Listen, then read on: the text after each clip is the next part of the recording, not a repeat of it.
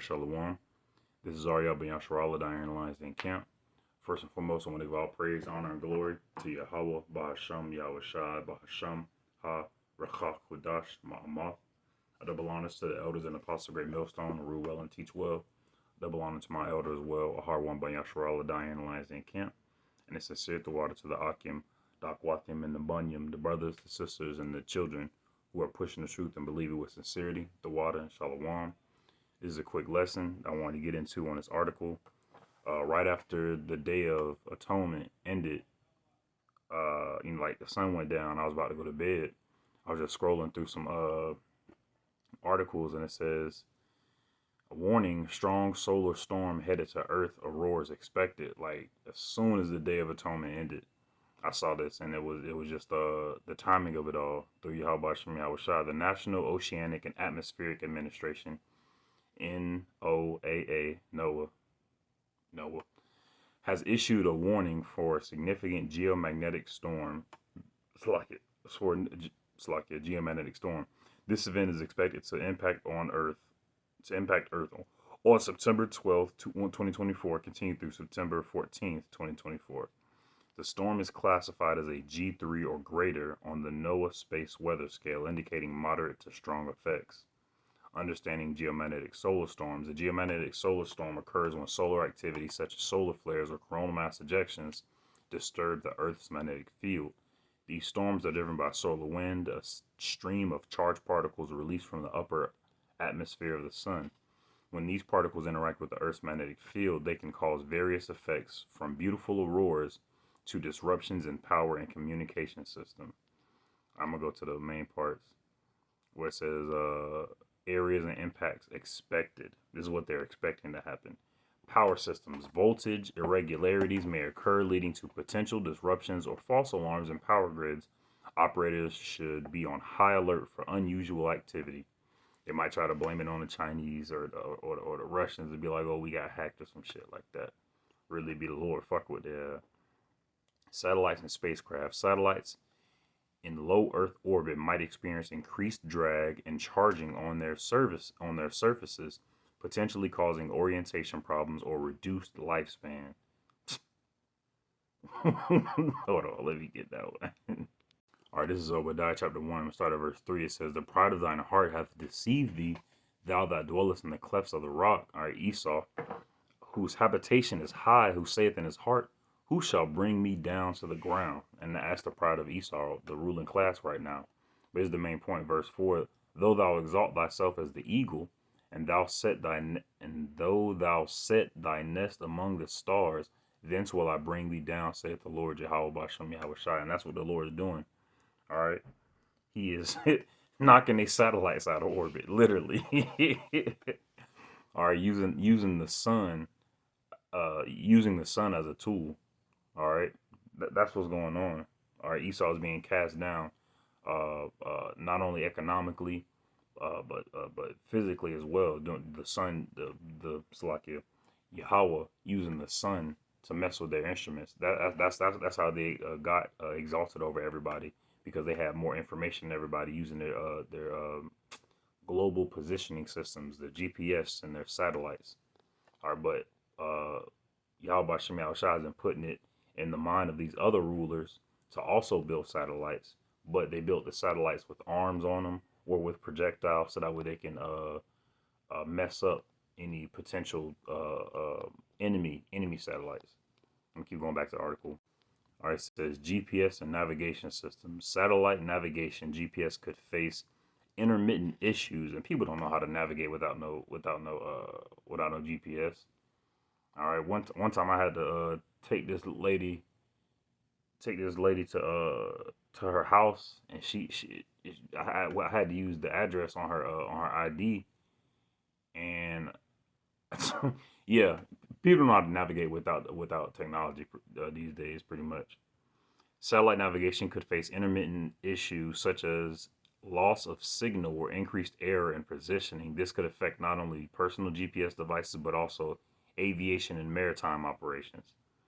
Radio communications, auroras. So those are also the things that they're expecting to mess up. Next part of the article says current solar storm activity overview. Over the past 24 hours, solar activity has been high with major X1.3 solar flare detected. I don't know what that means. I tried to look it up, but I think it's just something that they made up to sound cool. From an unnumbered region on the sun's southeast limb. It's funny. Yahawashi says you're not supposed to number the children of Israel. Not only do they try to do that with their society in their society with their people, but they also try to number the regions of the sun. The fuck. From an unnumbered region on the sun's southeast limb. This flare was accompanied by multiple radio bursts signaling intense solar storm activity. Additionally, several medium-sized M-class flares were reported from other active regions on the sun. The solar activity is expected to remain at moderate levels with a slight chance of another strong flare X-class, which I would assume is extreme class. If M-class is medium class, I would assume that X-class is extra, or I don't know, from September 12th to 14th. Energetic particles and solar wind. I'm not going to read that part. A matter of fact, yeah, come. I'm going to go ahead and read that part. Hold on. All right. The flux of high energy electrons greater than 2, right, yeah, I ain't want to get into all that. But I'm going to leave this article in the description so you can read it, just so you can understand what Esau thinks he understands. We all know it to be the power of Yahawah Shem Yahawashi. I'm getting some scriptures real quick. All right, so this is Jeremiah chapter 10, verse 2. It says, "Thus saith the Lord Yahawah, learn not the way of the heathen, and be not dismayed at the signs of heaven, for the heathen are dismayed at them kind."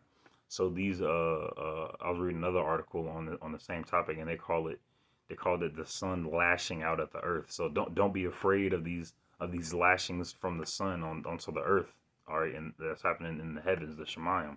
All right, be not dismayed at them, because ultimately it's happening for our benefit, for our sake. Yahweh Shem Yahawashi is using the sun to lash at the earth to show Esau that he is no power, to show Esau that he is no God. All right, but merely flesh and bone, same as we. But we have the spirit of Yahweh Shem Yahawashi residing in our la'ab, so we should always keep that in the forefront of our mind. All right, this is Luke. All right, this is Luke chapter 21, verse 25. It says, "And there shall be signs in the sun." That's what's going on right now. In the moon. All right, when we've seen some signs in the moon in times past, like recently, like a few weeks ago, a few months ago, I think.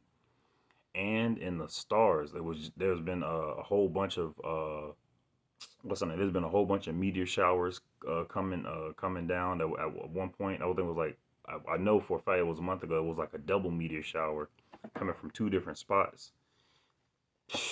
And upon the earth, distress of nations, and there's a whole bunch of distress on all these nations upon the earth right now, with perplexity in the sea and the waves roaring, men's hearts failing them for fear and for looking after those things which are coming on the earth, for the powers of heaven shall be shaken. We're in the times right now where Yahawah Shem Yahawashi, Yahawah is going to send Yahawashi with the hosts of heaven to destroy this place.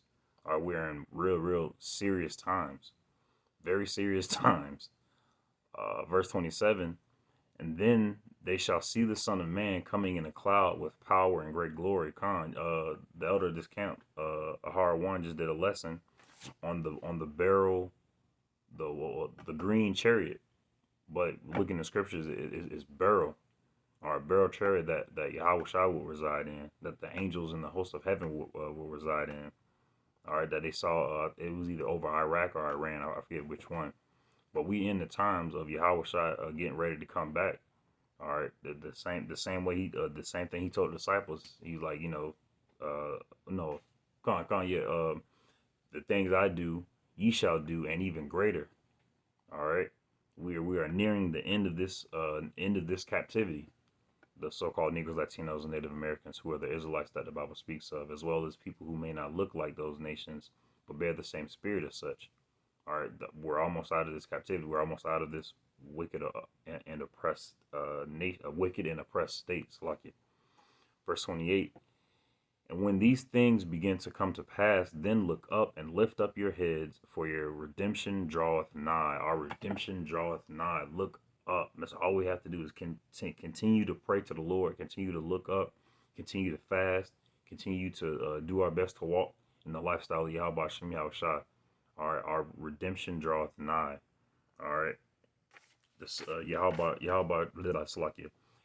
Shem Yahawashi is using the sun to lash out at these at Esau's GPS devices, at Esau's satellites, the radio communications, the telecommunications. All right, and then when the satellites get fried, that's gonna send everybody back to the dark age. Don't nobody know how to do anything without technology. All right, so be not dismayed at the signs of heaven. We almost out of this place. Um, Call Halayim La Yahawah Shem Yahawashi. Pray this was edifying. Shalom.